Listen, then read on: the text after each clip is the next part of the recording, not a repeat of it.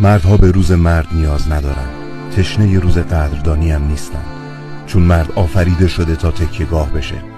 مرد براش مهم نیست چی کادو میگیره، چون مرد اومده تا دیگرانو خوشبخت کنه، اومده تا بشه ستون خانواده، اومده بسوزه تا روشنایی ببخشه.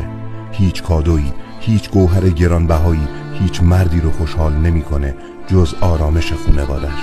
مرد برای مبارزه اومده، برای جنگ با غول زندگی، برای نبرد بی‌وقفه و بی انتها، برای به آرامش رسوندن خانواده‌اش، برای شکسته شدن غرورش اومده.